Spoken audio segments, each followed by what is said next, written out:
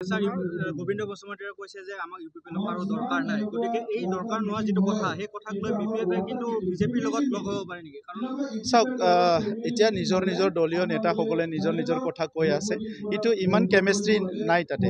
আপোনালোকে নাভাবিব তাত কিবা এটা ডাঙৰ ৰিয়েকশ্যন কেমেষ্ট্ৰি আছে।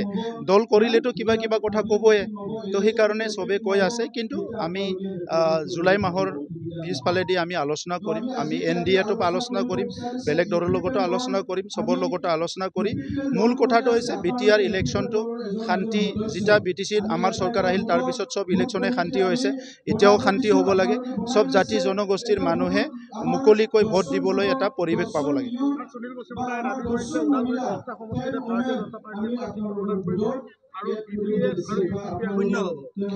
চাওক, দাবী কৰাটোতো কোনো ডাঙৰ কথা নহয়। এজন নিৰ্দলীয় প্ৰাৰ্থীয়ে কেণ্ডিডেট হ'লেও সি দাবী কৰে, গতিকে আজি তেখেতেতো বহুত ডাঙৰ দলৰ নেতা হয়। চ' কিবা তেনেকৈ জানিব পাৰে তেখেতে, কিন্তু আমাৰ দলৰ মানুহবিলাকো ইয়াত কাম কৰি আছে, তো সেইকাৰণে আমাৰ ৰাইজৰ ওপৰত বিশ্বাস আছে। ওদালগুৰি ডিষ্ট্ৰিক্টৰ ৰাইজৰ ওপৰত আমাৰ বিশ্বাস আছে, আৰু ওদালগুৰি ৰাইজৰ প্ৰতি আমাৰ শ্ৰদ্ধা আছে।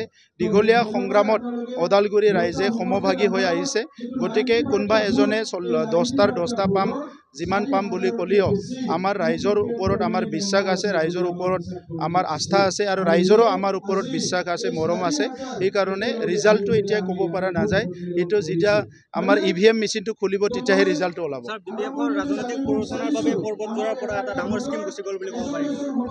মই ক'ব নিবিচাৰোঁ, আপোনালোকে কৈছে যেতিয়া এইটোৱে হ'ব পাৰে। 40টা সমষ্টিত বুথ সন্মিলনী চলি আছিলে, কিন্তু ইয়াত বেনিফিচিয়াৰী মিট হোৱাৰ কাৰণে বুথ সন্মিলনীটো অলপ পিছুৱাই আহিছিলে, আৰু আজি ৰৌতাৰ বুথ সন্মিলনীত মই উপস্থিত হৈছোঁ। আমাৰ কেন্দ্ৰীয় নেতৃবৃন্দ আছে, বহুত সুন্দৰ এটা পৰিৱেশ। আৰু ৰৌতা সমষ্টি আগত যিমান ভোটত আমি জিকিছিলোঁ, এইবাৰ ইয়াতকৈ বহুত বেছি ভোটত জিকাৰ কাৰণে এটা পৰিৱেশ হৈছে। মই চবকো দেখিবলৈ পাই খুব আনন্দ হৈছে কি আগত 2020 চনত আমাৰ বুথ কমিটিবিলাক ইমান শক্তিশালী নাছিলে, প্ৰাইমাৰী কমিটিবিলাক, কিন্তু এতিয়া UPPL দল হিচাপে আমাৰ booth committee, primary committee, block committee বহুত শক্তিশালী হৈছে। আৰু ৰাইজে আমাৰ যেনেকৈ ৰাইজে মৰম দিছে, আমাৰ UPPLৰ কাৰ্যকৰ্তা কৰ্মকৰ্তাসকলো আৰু অধিক শক্তিশালী ৰূপত কাম কৰি আছে। মই সকলোকে এটাই অনুৰোধ কৰিছোঁ যে আমি ৰাইজক সেৱা কৰিবলৈ আহিছোঁ। বড়োলেণ্ড অঞ্চলৰ ৰাইজে সংগ্ৰামৰ কাৰণে বিভিন্ন কাৰণত 30-40 বছৰ পিছুৱাই আছিলে। 2020 চনত শান্তি অহাৰ পিছত এতিয়া আমি আমাৰ ৰাস্তা ঘাট, দলং, স্কুল, কলেজৰ কথা, সমাজৰ কথা, ভাষা, সংস্কৃতি, জাতিৰ কথা ভাবিবলৈ সময় পাইছোঁ। গতিকে আমাৰ দলৰ কাৰ্যকৰ্তাসকলে, যদিও ৰাজনৈতিক দলৰ কাৰ্যকৰ্তা, নিজৰ নিজৰ জনগোষ্ঠী, নিজৰ নিজৰ সমাজক আগুৱাই নিয়াৰ কাৰণে চৰকাৰক ব্যৱহাৰ কৰি, চৰকাৰৰ যিটো শক্তি এইটো ব্যৱহাৰ কৰি নিজৰ নিজৰ জনগোষ্ঠীক আগুৱাই নিয়াৰ কাৰণে কাম কৰিবলৈ মই চবকে অনুৰোধ কৰিছোঁ।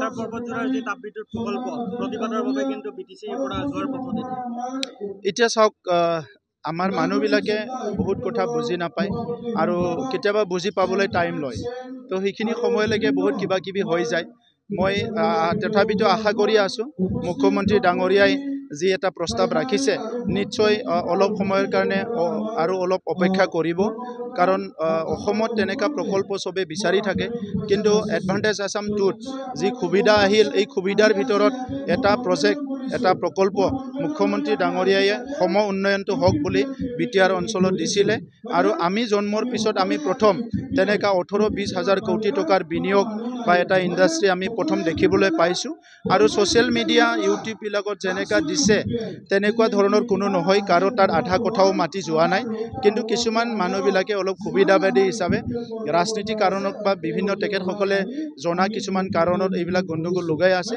মই আশা কৰিছোঁ তেখেতসকলে পুনৰ এইটো বিবেচনা কৰিব আৰু আমি তাত স্থাপন কৰিব পাৰিম।